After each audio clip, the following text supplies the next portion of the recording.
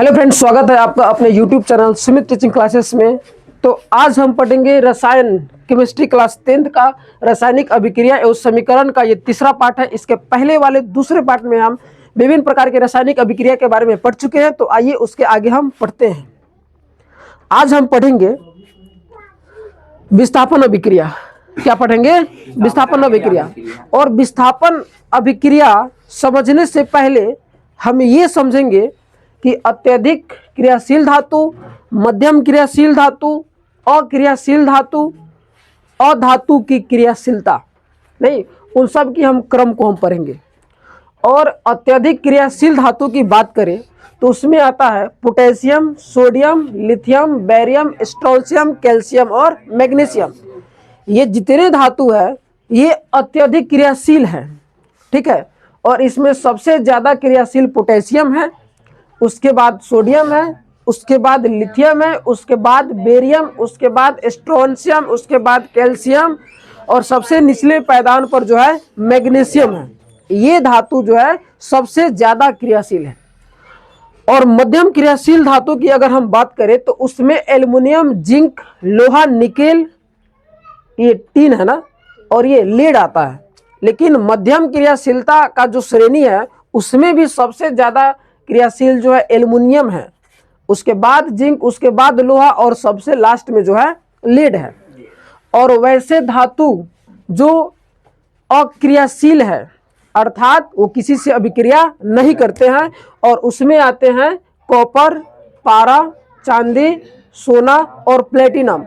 ये धातु ऐसे हैं जो किसी से अभिक्रिया नहीं करते हैं, ये प्रकृति में मुक्त अवस्था में पाए जाते हैं। उसके बाद में अधातु की क्रियाशीलता में हम देखेंगे तो सबसे ज़्यादा अगर क्रियाशील धातु अधातु है तो वो है फ्लोरीन, उसके बाद क्लोरीन, उसके बाद ब्रोमीन और सबसे लास्ट में है आयोडीन। और एक बात आप याद रखिएगा कि मान लीजिए दो धातु है, ए धातु है और एक बी धातु है, और दोनों धातु में बी जो है ज़्यादा क्रियाशील है। बी क्या है? ज़्यादा क्रियाशील है, लेकिन बी के मुकाबले ए जो है कम क्रियाशील है। बी के मुकाबले क्या है? ए कम क्रियाशील है। तो याद रखिएगा कि जो धातु या अधातु कम क्रियाशील होते हैं, ठीक है, इस धातु को विस्थापित कर देता है ज़्यादा क्रियाशील वाले धातु, ठीक है। जैसे कि मान लीजिए ए और बी दो धातु है जिसमें बी ज़्यादा क्रियाशील है, ए कम क्रियाशील है। और ए का जो है एक परमाणु है, जैसे कि मान लीजिए यहाँ पर जेड, क्या है? जेड।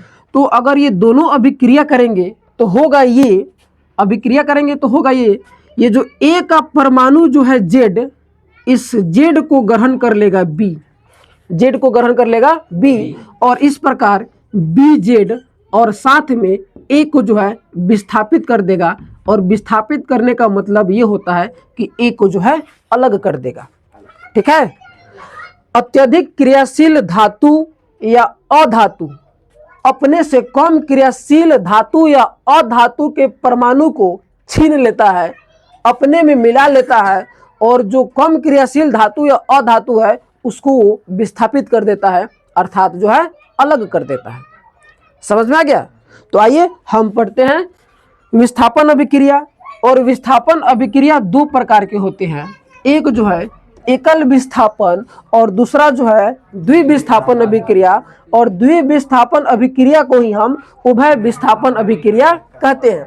तो आइए सबसे पहले पढ़ते हैं विस्थापन अभिक्रिया किसे कहते हैं। तो रासायनिक अभिक्रिया के दौरान जब एक तत्व यौगिक में दूसरे तत्व का स्थान ले लेता है तो ऐसे अभिक्रिया को हम विस्थापन अभिक्रिया कहते हैं। और विस्थापन अभिक्रिया में पहला क्या है? एकल विस्थापन। तो आइए सबसे पहले हम कुछ एग्जाम्पल से समझते हैं। एकल विस्थापन की अगर हम बात करें, इसको समझने के लिए हम एग्जाम्पल लेते हैं और लिखते हैं CuSO4। बताइएगा ये किसका रासायनिक सूत्र है? कॉपर सल्फेट का। और कॉपर सल्फेट से यहाँ पर अभिक्रिया करने वाला है लोहा। क्या अभिक्रिया करने वाला है? लोहा। और यहाँ पर जो है लोहा जो है ज़्यादा अभिक्रियाशील है कॉपर के मुकाबले। लोहा क्या है? ज़्यादा अभिक्रियाशील है कॉपर के मुकाबले। अगर कॉपर और लोहा की बात करें तो दोनों धातु है, और इन दोनों धातु में अधिक अभिक्रियाशील लोहा है और लोहा के अपेक्षा कम क्रियाशील क्या है, कॉपर है। तो अभी हम थोड़ी देर पहले बताए हैं कि अधिक क्रियाशील धातु या अधातु अपने से कम क्रियाशील धातु या अधातु को विस्थापित कर देता है, अर्थात उसको जो है अलग कर देता है। और इस प्रकार जब ये दोनों अभिक्रिया करेंगे, जब दोनों अभिक्रिया करेंगे तो ये कॉपर का जो सल्फेट जो है SO4, इसको ग्रहण कर लेगा लोहा, इसको क्या कर लेगा, लोहा ग्रहण कर लेगा और कॉपर को अलग कर देगा, कॉपर को विस्थापित कर देगा। क्यों कर देगा, क्योंकि कॉपर से अत्यधिक क्रियाशील कौन है, लोहा है कि नहीं। और इतिहास में तो ऐसा ही ना होता है जी, जो अधिक मजबूत है, अधिक बलवान है, वो अपने से कम मजबूत वाले आदमी को सताता है और उसके वस्तु को क्या कर लेता है, छीन लेता है और उसको जो है अलग कर देता है। ऐसा ही ना हुआ है अपने इतिहास में, नहीं सभी जगह ऐसे ही होते हैं। तो यहाँ पर भी वो यही करने वाला है लोहा, कि लोहा क्या करेगा, लोहा कॉपर के जो सल्फेट जो है इसको जो है अपने में मिला लेगा और इस प्रकार जो है फेरस सल्फेट का ये निर्माण कर लेगा और यहाँ पर बेचारा कॉपर को विस्थापित कर देगा, यानी कि कॉपर को अलग कर देगा। और यहाँ पर एक परमाणु का विस्थापन हुआ है, एक कॉपर का विस्थापन हुआ है, इसलिए इसे हम एकल विस्थापन अभिक्रिया कहेंगे। ठीक है, उसी प्रकार एक दो और हम एग्जाम्पल देखते हैं, जैसे कि फिर से कॉपर सल्फेट एग्जाम्पल में हम लेते हैं और अब की बार जो है हम मैग्नीशियम को लेने वाले हैं। किसको लेने वाले हैं, मैग्नीशियम को। फिर यहाँ पर वही होने वाला है कि मैग्नीशियम ज़्यादा क्रियाशील है कॉपर के मुकाबले। ठीक है, और दोनों धातु ही है, कॉपर भी धातु है और मैग्नीशियम भी क्या है, धातु है। यहाँ दोनों धातु को अगर हम देखेंगे तो कॉपर कम अभिक्रियाशील है और मैग्नीशियम अधिक अभिक्रियाशील है। और फिर हम बता रहे हैं कि अधिक अभिक्रियाशील धातु या अधातु अपने से कम अभिक्रियाशील धातु या अधातु के परमाणु को छीन लेते हैं और उसको जो है विस्थापित कर देते हैं, अर्थात अलग कर देते हैं। और इस प्रकार जब ये दोनों जब अभिक्रिया करेंगे तो कॉपर के सल्फेट को ग्रहण कर लेगा मैग्नीशियम और इस प्रकार ये बना लेगा मैग्नीशियम सल्फेट और बेचारा कॉपर को कहेगा कि तुम यहाँ से साइड हो, यहाँ से तुम विस्थापित हो। चूंकि एक ही परमाणु विस्थापित हुए हैं इसलिए एकल विस्थापन अभिक्रिया कहलाएगा। उसके बाद एक और लास्ट हम एग्जाम्पल लेते हैं, जैसे कि FeSO4 यानी कि फेरस सल्फेट। ये क्या है, फेरस सल्फेट। और अब की बार फेरस सल्फेट से ज्यादा मजबूत धातु आने वाला है और वो है जिंक। नहीं, जिंक की अगर बात करें तो जिंक भी धातु है और यहाँ पर लोहा भी क्या है, धातु है। लेकिन दोनों में अधिक क्रियाशील, दोनों में अधिक मजबूत जो है जिंक है और जिंक के अपेक्षा जो है लोहा जो है कम अभिक्रियाशील है। तो फिर वही होने वाला है कि अधिक अभिक्रियाशील धातु या अधातु अपने से कम अभिक्रियाशील धातु या अधातु के परमाणु को छीन लेते हैं और अपने में मिला लेते हैं और लोहा को क्या कर देंगे, अलग कर देंगे। कम क्रियाशील वाले धातु को क्या कर देंगे, अलग कर देंगे। और इस प्रकार फेरस के सल्फेट को ये छीन लेगा जिंक और बना लेगा जिंक सल्फेट और बेचारा लोहा को जो है विस्थापित कर देगा, यानी कि अलग कर देगा। और यहाँ पे फिर से हम बता रहे हैं कि एक परमाणु का विस्थापन हो रहा है तो इसे हम क्या कहेंगे, एकल विस्थापन। समझ में आ गया? उम्मीद करते हैं कि एकदम समझ में आ गया होगा। एकल विस्थापन अभिक्रिया किसे कहते हैं, किसे कहते हैं? रासायनिक अभिक्रिया के दौरान जब एक तत्व यौगिक में एक परमाणु को जब विस्थापित कर दे तो उसे क्या कहते हैं, एकल विस्थापन अभिक्रिया। नहीं, अब उसके बाद हम पढ़ने वाले हैं द्विविस्थापन अभिक्रिया, या इसी का दूसरा नाम है उभय विस्थापन अभिक्रिया। और यहाँ पर एकदम वैसे ही है, यहाँ पर एक परमाणु का विस्थापन हुआ है लेकिन द्विविस्थापन या उभय विस्थापन में दो परमाणु का विस्थापन होने वाला है। ठीक है, और हम यहाँ पर पढ़ाएंगे। उससे पहले हम एक एग्जाम्पल लेते हैं, जैसे कि मान लीजिए यहाँ पर AB है और यहाँ पर जो है XY है। क्या है, XY। AB है और यहाँ पर क्या है, XY है। दोनों यौगिक है, AB यौगिक है और XY भी क्या है, यौगिक है।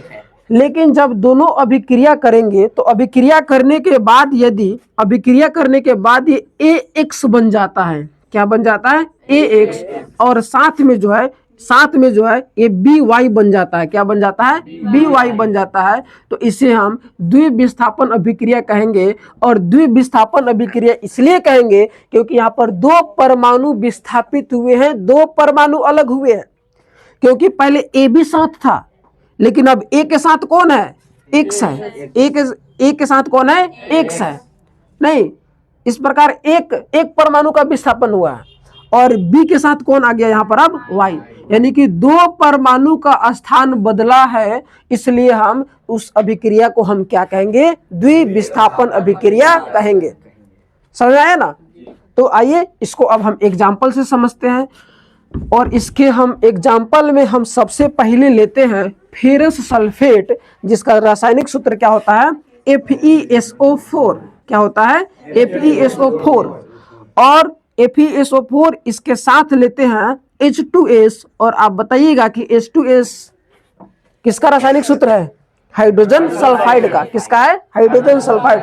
ये जब दोनों अभिक्रिया करेंगे, जब फेरस सल्फेट और यहाँ पर हाइड्रोजन सल्फेट अभिक्रिया करेंगे, तब यहाँ पर होने वाला ये है कि हाइड्रोजन के जो ये सल्फर है इसको ग्रहण कर लेगा लोहा, और लोहा का जो ये सल्फेट है इसको ग्रहण कर लेगा हाइड्रोजन। और इस प्रकार दो परमाणु का जो है विस्थापन होगा, और वैसे ही अभिक्रिया को क्या कहेंगे, द्विविस्थापन या उभय विस्थापन अभिक्रिया।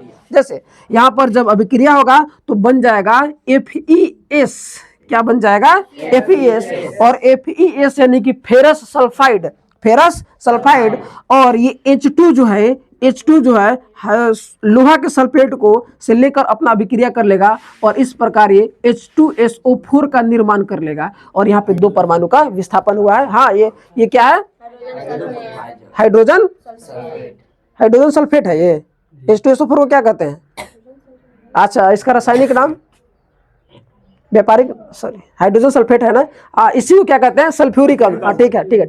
नहीं, ये जो बैटरी में जो प्रयुक्त होता है। ठीक है। अब अगला एग्जांपल एक और लेते हैं, और एग्जांपल में लेते हैं BaCl2 यानी कि बेरियम क्लोराइड। और इसके साथ हम लेते हैं Na2SO4। क्या लेते हैं, Na2SO4 यानी कि सोडियम सल्फेट।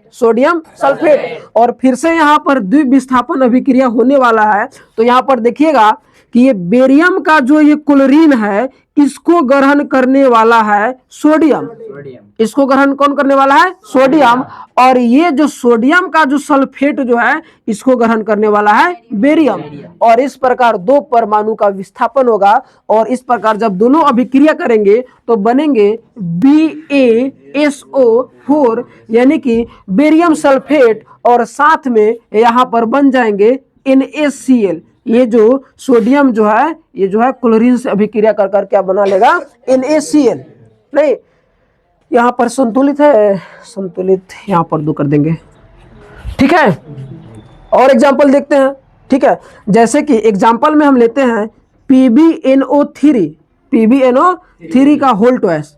कोई बताएगा किससे कहते हैं, रासायनिक नाम क्या है इसका, हाँ, लेड नाइट्रेट। क्या है, लेड नाइट्रेट। और लेड नाइट्रेट का अभिक्रिया अब हम कराने वाले हैं Ki से। कोई बताइएगा Ki, हाँ, किसे कहते हैं, पोटेशियम आयोडाइड। अब फिर से यहाँ पर अभिक्रिया होगा तो होगा ये कि यहाँ पर ये जो पोटेशियम का जो आयोडीन जो है इसको ग्रहण करने वाला है लेड। इसको कौन ग्रहण करेगा, लेड। और यहाँ पर लेड का जो ये जो नाइट्रेट है इसको ग्रहण कर लेगा पोटेशियम। और इस प्रकार ये बना लेगा PbI2। क्या बना लेगा, PbI2 यानी कि लेड आयोडाइड। क्या बना लेगा, लेड आयोडाइड। और साथ में बनाएगा KNO3 यानी कि पोटेशियम नाइट्रेट। क्या बन जाएगा, पोटेशियम नाइट्रेट। इस प्रकार ये जो उदाहरण जो है ये किसका है, द्विविस्थापन या उभय विस्थापन का है। एक और एग्जाम्पल यहाँ पर लेते हैं, और एग्जाम्पल फिर से लेने के लिए बोर्ड को साफ करना पड़ेगा। क्या है, कैल्शियम पोटेशियम, यहाँ पर पोटेशियम आयोडीन है। अच्छा ठीक है, चलिए एक और एग्जाम्पल लेते हैं। जैसे कि हम लेते हैं AgNO3। क्या लेते हैं, AgNO3। और बताइए ये जो AgNO3 को क्या कहते हैं, सिल्वर नाइट्रेट। सिल्वर नाइट्रेट नहीं, कुछ गलत हो गया, सिल्वर नाइट्रेट सही है, सिल्वर नाइट्रेट। और सिल्वर नाइट्रेट की अभिक्रिया हम कराने वाले हैं H2S से, नहीं सॉरी NaCl से। किसे करवाने वाले हैं, NaCl यानी कि सोडियम क्लोराइड। तो यहाँ फिर वही होगा कि ये जो सोडियम का जो ये क्लोरीन है इसको ग्रहण करने वाला है Ag, और इसका जो नाइट्रेट है इसको ग्रहण कर लेगा सोडियम, और इस प्रकार जो है ये बनाएगा AgCl। क्या बनाएगा, AgCl, और साथ में NaNO3 यानी कि सोडियम नाइट्रेट। और यहाँ पर देख रहे हैं आप लोग कि यहाँ पर दो परमाणु का विस्थापन हो रहा है, इसलिए इसे हम क्या कहेंगे, द्विविस्थापन या उभय विस्थापन अभिक्रिया। उम्मीद है कि दोनों अभिक्रिया आपको समझ में आया होगा, आया ना। चलिए अब इसका नेक्स्ट अभिक्रिया देखते हैं कौन सा है।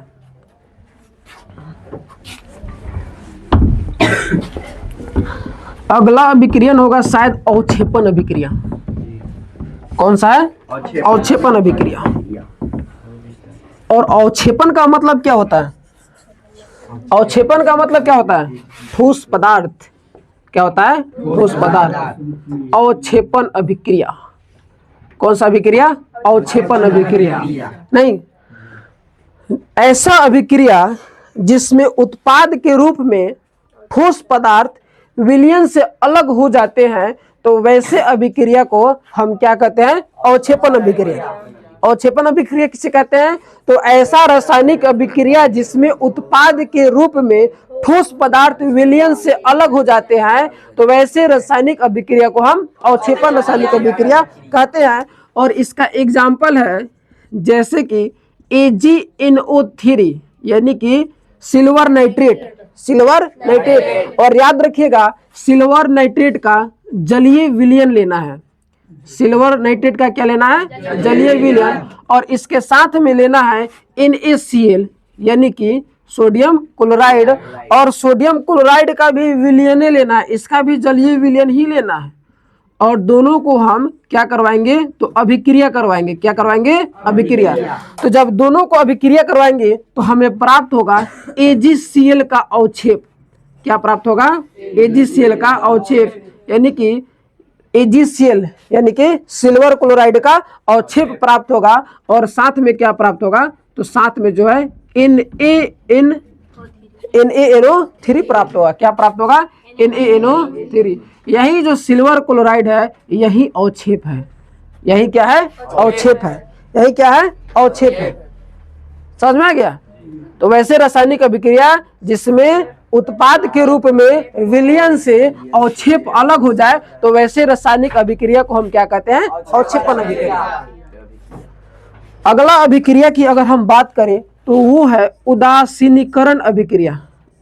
अगला अभिक्रिया क्या है, उदासीनीकरण अभिक्रिया।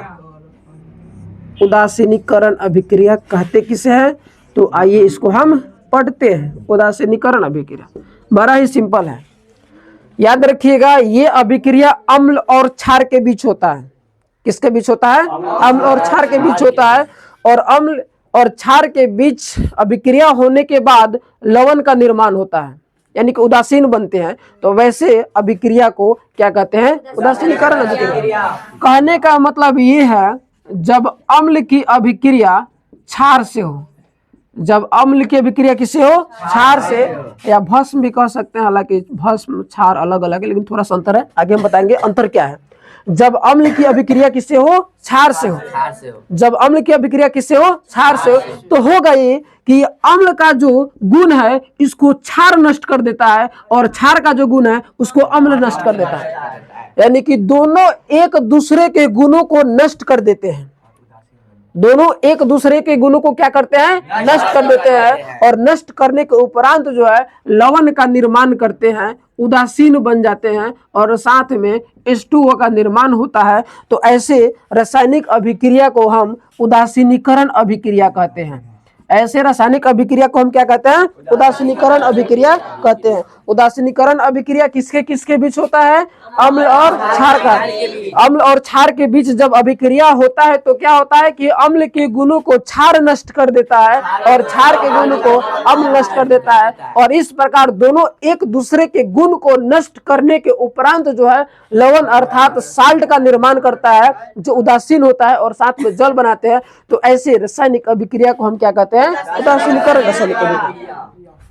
अब हम पढ़ेंगे ऑक्सीकरण अवकरण अभिक्रिया। अब इसको मिटा देते हैं, क्या पढ़ेंगे? ऑक्सीकरण अवकरण अभिक्रिया, या उसी को हम उपचयन अपचयन अभिक्रिया भी कहते हैं। क्या पढ़ने वाले हैं? ऑक्सीकरण अवकरण, ऑक्सीकरण अवकरण अभिक्रिया, या इसी का एक और नाम है, इसी का एक और नाम है, क्या कहते हैं?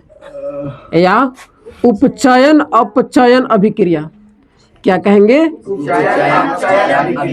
उपचयन अपचयन अभिक्रिया, अपचयन अभिक्रिया। ऑक्सीकरण अवकरण अभिक्रिया या उपचयन अपचयन अभिक्रिया, ये एक प्रकार का रासायनिक अभिक्रिया है, और ये ऐसा रासायनिक अभिक्रिया है जिसमें ऑक्सीकरण और अवकरण दोनों सदैव साथ साथ होते हैं। ऑक्सीकरण और अवकरण दोनों साथ साथ होते हैं, और जब ऑक्सीकरण और अवकरण दोनों साथ साथ होते हैं तो दोनों को सम्मिलित रूप से हम रेडॉक्स अभिक्रिया कहते हैं। दोनों को सम्मिलित रूप से क्या कहते हैं? रेडॉक्स अभिक्रिया। रेडॉक्स अभिक्रिया कहते किसे हैं? तो ऐसा अभिक्रिया जिसमें ऑक्सीकरण और अवकरण दोनों साथ साथ हो, तो इन दोनों के सम्मिलित रूप को हम क्या कहते हैं? रेडॉक्स अभिक्रिया कहते हैं। क्या कहते हैं? रेडॉक्स अभिक्रिया कहते हैं। और इसमें जो है पदार्थ के परमाणु भाग लेते हैं और परमाणु के संयोजी इलेक्ट्रॉन भाग लेते हैं। क्या लेते हैं? पदार्थ के परमाणु और परमाणु के संयोजी इलेक्ट्रॉन भाग लेते हैं। दोनों अलग अलग अभिक्रिया है, ऑक्सीकरण अभिक्रिया अलग है, अवकरण अभिक्रिया अलग है, लेकिन दोनों जो है सदैव एक साथ होते हैं, साथ साथ होते हैं। और जब ये साथ साथ होते हैं तो दोनों को सम्मिलित रूप से क्या कहते हैं? रेडॉक्स अभिक्रिया। तो आइए सबसे पहले हम ऑक्सीकरण अभिक्रिया कहते हैं, उसके बाद हम ऑक्सीकरण अभिक्रिया पढ़ेंगे, उसके बाद हम अवकरण अभिक्रिया पढ़ेंगे। ऑक्सीकरण या इसी का एक और नाम क्या है? उपचयन।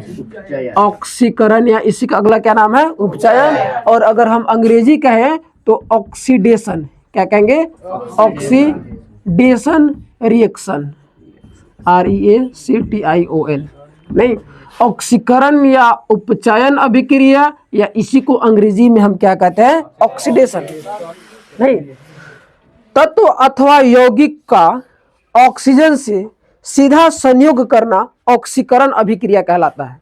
याद रखिएगा, ऑक्सीकरण अभिक्रिया किसे कहते हैं? तो कोई भी तत्व या यौगिक है, कोई भी तत्व या यौगिक है, और इससे अगर ऑक्सीजन संयोग करता है, इससे क्या करता है? ऑक्सीजन सीधे संयोग करता है, तो ऐसे ही रासायनिक अभिक्रिया को हम क्या कहेंगे? ऑक्सीकरण अभिक्रिया। ऐसी रासायनिक अभिक्रिया जिसमें तत्व या यौगिक से जो है ऑक्सीजन सीधा संयोग करे, तो ऐसे रासायनिक अभिक्रिया को हम ऑक्सीकरण या उपचयन अभिक्रिया कहते हैं। और जैसे कि यहाँ पर हम देखते हैं कि हम लेते हैं सल्फर। क्या लेते हैं? सल्फर। और सल्फर से हम अभिक्रिया करवाते हैं ऑक्सीजन से, यानी कि सल्फर का संयोग यदि किससे होगा? ऑक्सीजन से होगा, तो किसका निर्माण होगा? SO2। किसका निर्माण होगा? SO2, यानी कि सल्फर डाइऑक्साइड। ठीक है, उसी प्रकार एक और अभिक्रिया करवाते हैं, और यहाँ पर अब की बार मेथेन लेते हैं, और फिर से मेथेन का अभिक्रिया हम O2 यानी कि ऑक्सीजन से करवाते हैं। किससे करवाते हैं? ऑक्सीजन से करवाते हैं। तो यहाँ पर बनेगा CO2 अब प्लस में H2O का निर्माण होगा। किसका निर्माण होगा? CO2 प्लस H2O का निर्माण होगा। अगर ये संतुलित नहीं है तो हम इसको संतुलित कर देंगे। यहाँ पर 2 और यहाँ पर 2, 2 दूना 4, 4 2 2, ठीक है, अब संतुलित हो गया। ठीक है, जब मीथेन की संयोग, सीधा संयोग ऑक्सीजन से होता है, उसके बाद कार्बन डाइऑक्साइड और जल का निर्माण होता है, तो ऐसे रासायनिक अभिक्रिया को हम क्या कहते हैं? ऑक्सीकरण अभिक्रिया। उसी प्रकार फिर से यदि कार्बन की संयोग यदि हम ऑक्सीजन से करवाते हैं तो किसका निर्माण होता है? कार्बन डाइऑक्साइड का। तो ऐसे रासायनिक अभिक्रिया को हम क्या कहते हैं? ऑक्सीकरण अभिक्रिया। और आप यहाँ पर देख सकते हैं कि यहाँ पर ऑक्सीजन का संयोग जो है सीधा तत्व से हुआ है। सल्फर एक तत्व है, सल्फर क्या है? एक तत्व है। लेकिन दूसरे एग्जाम्पल में देखिएगा कि ऑक्सीजन का संयोग जो है सीधा एक यौगिक से हुआ है। किससे हुआ है? यौगिक से हुआ है। और तीसरे में देखिएगा कि ऑक्सीजन का संयोग जो है एक तत्व से हुआ है। और हम आपको बताए हैं कि किसी तत्व या यौगिक की संयोग सीधा ऑक्सीजन से होता है, तो ऐसे अभिक्रिया को हम क्या कहते हैं? ऑक्सीकरण या उपचयन या ऑक्सीडेशन रिएक्शन। समझ गए? और यहां पर जो है सल्फर का ऑक्सीकरण हुआ है। अगर हम कहेंगे कि पहले अभिक्रिया में जो है किसका ऑक्सीकरण हुआ है, तो सल्फर का। किसका ऑक्सीकरण हुआ है? सल्फर का। क्योंकि सल्फर ऑक्सीजन से संयोग किया है, इसलिए सल्फर का ऑक्सीकरण हुआ है। दूसरे एग्जाम्पल में देखिए किसका ऑक्सीकरण हुआ है? मीथेन का ऑक्सीकरण हुआ है। किसका हुआ है? मीथेन का ऑक्सीकरण हुआ है, क्योंकि मीथेन जो है ऑक्सीजन से संपर्क किया है, संयोग किया है। और तीसरा में देखिएगा तो कार्बन का ऑक्सीकरण हुआ है। किसका हुआ है? कार्बन का ऑक्सीकरण हुआ। समझ गए? इसका एक और परिभाषा है या और किसी भी यौगिक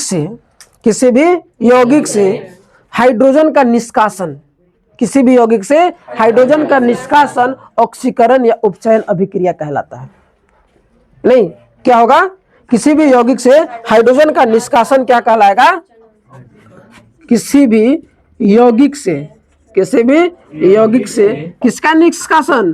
तो हाइड्रोजन का निष्कासन, अर्थात हाइड्रोजन का निकलना, निष्कासन। सही है?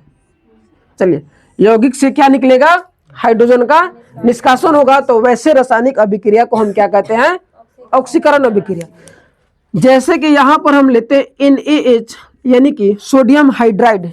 क्या लेते हैं? Sodium hydride. और इसकी अभिक्रिया हम क्लोरीन गैस से करवाते हैं। इसकी अभिक्रिया किससे करवाते हैं? क्लोरीन गैस से। और अभिक्रिया करने के साथ साथ जो है इसको हम गर्म भी करेंगे। इसे क्या करेंगे? गर्म करेंगे। तो हमें बनेगा, प्राप्त होगा NaCl। क्या प्राप्त होगा? NaCl। आप प्लस में यहां से हाइड्रोजन गैस जो है निकलेगा। एरो का चिन्ह ऊपर एरो दिए, तो इसका मतलब यहां से कुछ निकल रहा है। नहीं, NaH यानी कि सोडियम हाइड्राइड की अभिक्रिया यदि हम क्लोरीन गैस से करवाएंगे और करवाने के बाद यहाँ पर गर्म करेंगे, तो यहाँ पर NaCl प्राप्त होगा और साथ में यहाँ पर हाइड्रोजन गैस निष्कासन होगा। तो ऐसे रासायनिक अभिक्रिया को हम क्या कहेंगे? ऑक्सीकरण या उपचयन अभिक्रिया। और यहाँ पर हम ये कहेंगे कि यहाँ पर सोडियम हाइड्राइड का ऑक्सीकरण हुआ है। सोडियम हाइड्राइड का ऑक्सीकरण हुआ है। तो ऑक्सीकरण अभिक्रिया समझ गए? ऐसा रासायनिक अभिक्रिया जिसमें तत्व या यौगिक सीधे ऑक्सीजन से संयोग करते हैं, तो वैसे रासायनिक अभिक्रिया को हम ऑक्सीकरण अभिक्रिया कहते हैं। या ऐसा रासायनिक अभिक्रिया जिसमें यौगिक से हाइड्रोजन निकलते हैं, यौगिक से हाइड्रोजन का निष्कासन होता है, तो वैसे रासायनिक अभिक्रिया को हम क्या कहते हैं? ऑक्सीकरण या उपचयन अभिक्रिया कहते हैं। अब आइए, अब हम पढ़ते हैं इसका अवकरण अभिक्रिया। क्या पढ़ता है? अवकरण।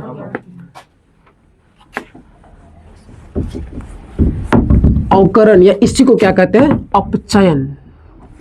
इसको क्या कहते हैं? अपचयन। अब दूसरा पढ़ेंगे हम,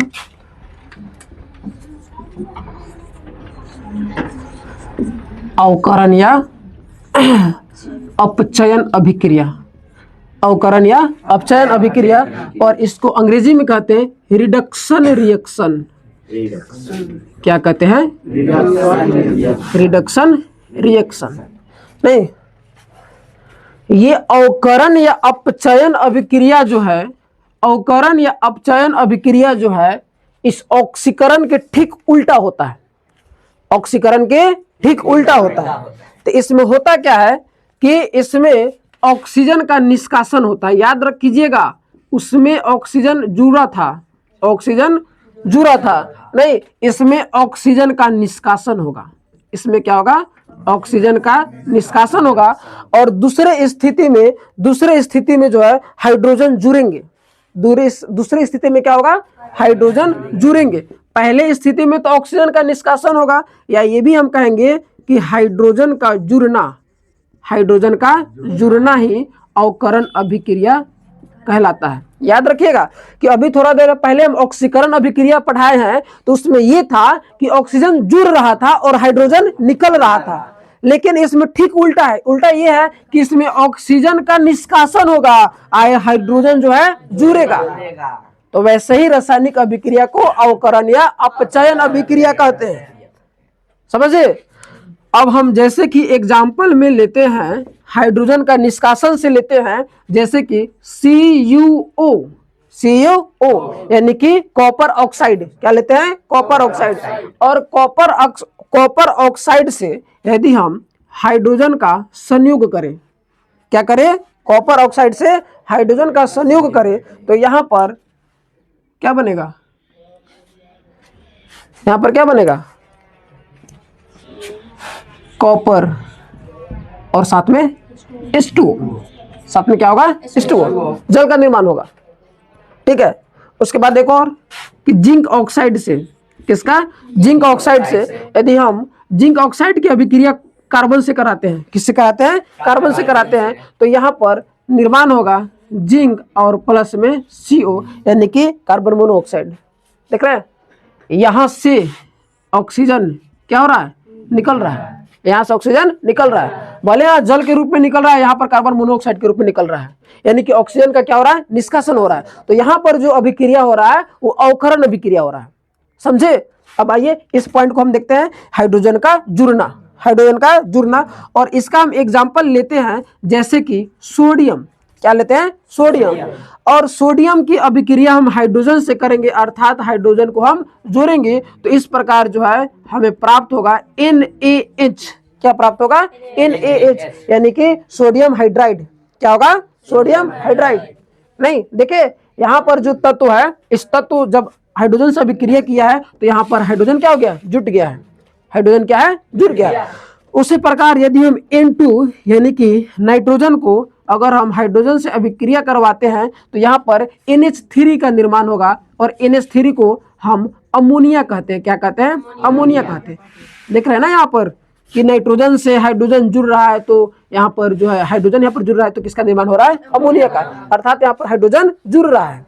नहीं, उसी प्रकार एक और एग्जाम्पल, जैसे कि Cl2 की अभिक्रिया हम H2 से करवाएंगे, तो यहाँ पर निर्माण होगा HCl।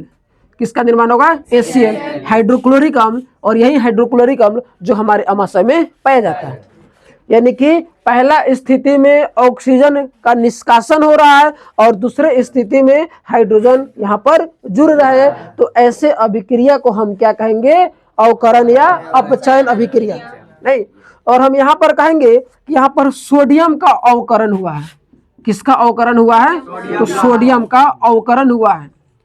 सोडियम में ही ना हाइड्रोजन जुड़ा है। नहीं, और हम यहाँ पर कहेंगे यहाँ पर नाइट्रोजन का अवकरण हुआ है। किसका अवकरण हुआ है? नाइट्रोजन का अवकरण हुआ है। और तीसरे स्थिति में देखेंगे तो यहाँ पर क्लोरीन का अवकरण हुआ है। किसका अवकरण हुआ है? क्लोरीन का अवकरण हुआ है। इस प्रकार उम्मीद करते हैं कि आपको ऑक्सीकरण और अवकरण अभिक्रिया समझ में आ गया होगा। और इस प्रकार आज का वीडियो यहीं पर हम समाप्त करते हैं। यदि वीडियो अच्छा लगे तो वीडियो को लाइक और चैनल को सब्सक्राइब जरूर कीजिए। जल्द ही मिलते हैं इसी के अगले पार्ट को हम लेकर।